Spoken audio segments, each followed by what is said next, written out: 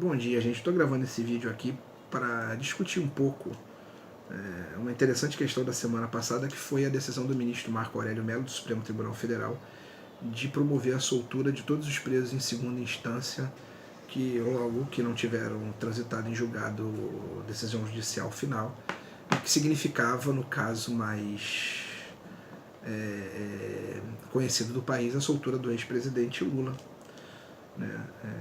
Como tudo que envolve o Lula se tornou a grande paixão, pro bem ou pro mal, eu acho interessante a gente discutir por que está além disso, por que está de trás disso e por que afeta a nossa vida. Porque o Lula, como já disse Cid Gomes, já está preso, otário, ele já está sofrendo as consequências. Só que a gente também, a sociedade brasileira como um todo, além do Lula, que é a principal vítima do processo, a sociedade sofre com essa redução do debate à figura do Lula.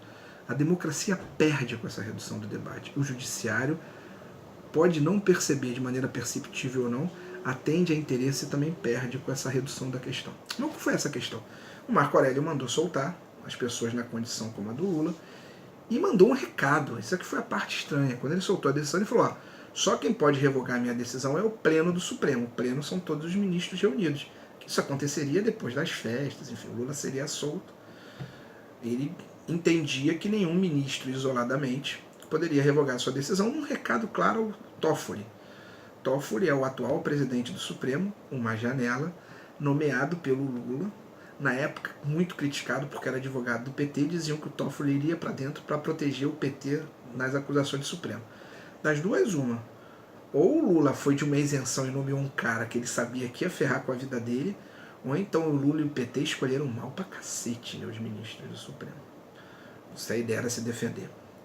Então eu quero discutir um pouco essa coisa para além do Lula, para além desse pano de tourada, pano vermelho que é o Lula, em que esse pano é balançado e a democracia como um touro, a sociedade como um touro só enxerga isso, a gente só está enxergando isso e não vê que tem uma série de adagas sendo cravadas nas nossas costas, porque a gente só está enxergando o Lula. Mas antes de mais nada é importante marcar, eu acho que uma coisa que tem faltado muito na sociedade é a clareza de posição das pessoas.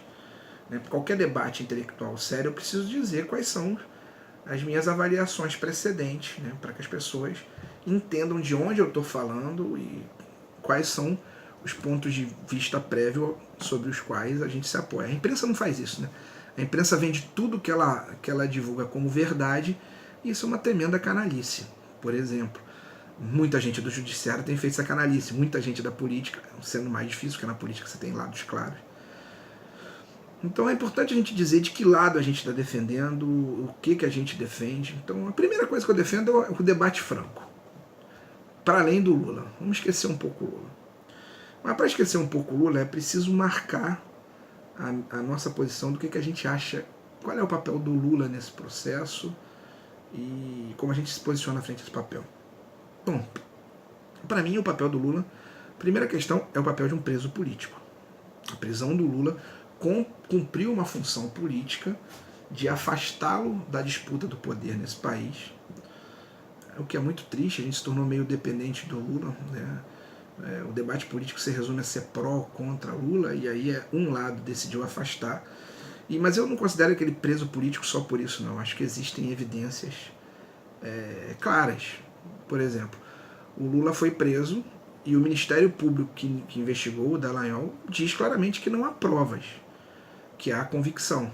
E o Moro, que o juiz que o condenou, adotou ao longo de todo o processo uma série de atitudes extremamente fora do rito processual normal. Ele também admite que não há provas cabais, não há prova de que o apartamento seja do Lula, esse é o processo que ele está preso. Ele diz que não há ato de ofício, que é a prova em si de que o apartamento é do Lula, há indícios a isso.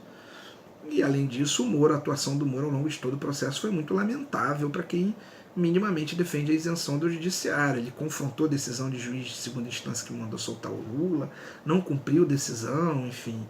E no final do processo, para ficar mais clara a lógica política, o Lula, que seria o candidato a presidente, em tese, que estaria melhor na disputa, é afastado por essa prisão da disputa política. Um outro candidato, segundo mais bem colocado, ganha o pleito e chama o Moro, o algoz do primeiro colocado, para ser ministro da Justiça. Então, para mim está claro que é preso político. Dois, o fato do Lula ser preso político não quer dizer que eu estou aqui defendendo o PT e o Lula, estou dando um atestado de idoneidade, que eles foram as coisas mais honestas que aconteceram no país. Longe disso, que fique bem claro. Acho que PT, Lula, Dilma, todo o governo tem que ser investigado nesses 14 anos de poder, principalmente nas suas relações com o Congresso, muito desse Congresso que hoje vira cara, com os políticos dos estados, com os grandes empresários. Eu acho que a política brasileira, o modelo político que a gente tem tradicional burguês, precisa ter suas entranhas abertas. Então, que se investiga. Eu falo que nesse caso específico, o Lula é inocente e está preso para cumprir, todo o rito mostra isso, um papel político que era afastar ele da disputa política e demonizar um campo da disputa. E isso cria um problema. Cria um problema porque todo esse processo se deu dentro do judiciário, da justiça brasileira, que é um pilar da democracia brasileira. A democracia, no modelo que a gente conhece, a democracia burguesa, exige um judiciário equânime, um judiciário impessoal, um serviço público impessoal. O que é isso? Tratar os cidadãos da maneira mais justa possível, com um tratamento igualitário. É claro, as pessoas são diferentes, né? As pessoas têm necessidades diferentes, têm histórias de vidas diferentes, mas o rito judicial tem que ser equânime, igual para todo mundo. E o caso do PT e do Lula criaram uma justiça que se acha no direito, um poder, justiça que eu digo aí, a estrutura do poder judiciário, de ser desigual.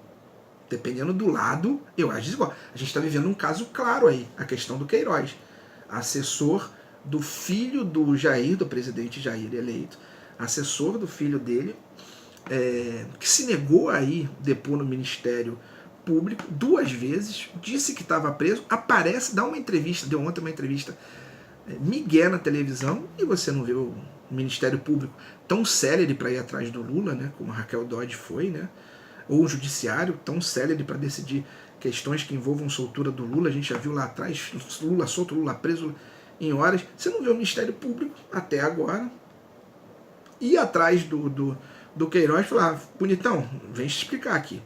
Não houve condução coercitiva, como houve com Lula e com outros. Então, claramente o judiciário age, membros do judiciário, têm agido com 2 pesos e 2 medidas. E quando o Estado, porque é isso que o judiciário é, o guardião último da democracia, ele é pessoal, ele permite que o país inteiro seja pessoal, ou seja, que o Estado tome decisões segundo as crenças dos seus agentes. Um agente do Estado, ele deve agir segundo as regras, as leis, de maneira impessoal. Quando o judiciário permite isso, ele permite outros absurdos. Por exemplo, por que as Forças Armadas se reuniram para discutir a soltura ou não do Lula? Isso é função da Força Armada? Isso acontecer e ninguém falar nada? O próprio judiciário que deveria regular falou: peraí, bonitão, isso aí não é função sua. O que a gente está vendo é o poder a democracia brasileira ser arrastada cada vez mais para trás, né, por conta, sei lá, de um boneco do pichuleco do Lula, que serve como salvo-conduto para a imprensa, para os políticos, para os militares, alguns, é claro. Quando eu digo políticos, militares, imprensa, estou generalizando, mas boa parte dela, e principalmente, porque é o principal, é o primeiro agente, membros do judiciário, gravitarem segundo seus interesses, ou segundo seus posicionamentos políticos, que todo mundo tem, mas que é preciso ter a impessoalidade no tratar das coisas. Então o que está acontecendo hoje é isso.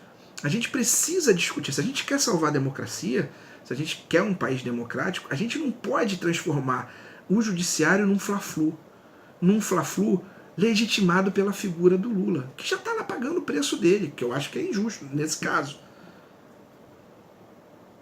O que a gente está dando quando a gente odeia o Lula, tem que se ferrar, tem que soltar, é permissão para o judiciário agir de acordo com seus interesses. A gente não discutiu o judiciário. Em toda essa crise, a gente não discutiu o judiciário, que é o poder que está com a mão mais enfiada na merda e que sofre críticas eventuais ao auxílio, moradia. Não. A grande crítica que o poder judiciário tem que sofrer é o que ele tem feito para ajudar a fragilizar a nossa democracia, para pegar essa figura do Lula e transformar como se tudo no país se resumisse a isso. E o que é perigoso ninguém está vendo. Hoje é o Lula.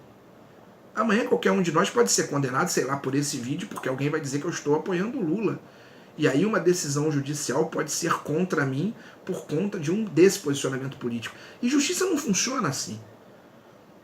Quando as decisões judiciais são politizadas, quando elas deixam de ver fatos e provas, quando elas tomam um lugar, tomam uma posição, inclusive partidária, quando o juiz, o herói de hoje da toga, vira o ministro amanhã, cara, o país está em crise. Cara, a democracia está ameaçada. Está na hora, eu diria, mais do que soltar o Lula, está na hora da gente se soltar do Lula. Dar a esse homem o tratamento justo que ele merece. Ser julgado, nesse caso eu acho que, na minha avaliação, ser inocentado ou não, que apareçam as provas, mas parar de tratar o país por isso. Porque o Lula tem servido, e é isso que as pessoas não estão entendendo, o ódio que muita gente sente do Lula tem servido para que pessoas, grupos políticos, grupos corporativos defendam seus próprios interesses, com a justificativa de que estão defendendo o interesse do país. O cacete. O que a gente viu nos últimos anos é um judiciário parcial, é uma intromissão política, é um judiciário parcial, é uma intromissão política num poder que deveria ser o guardião último da democracia, o guardião último da impessoalidade. Então eu faço um apelo ao judiciário nesse momento, né? Se é que é possível fazer. Sejam imparciais. O Lula está preso, otário.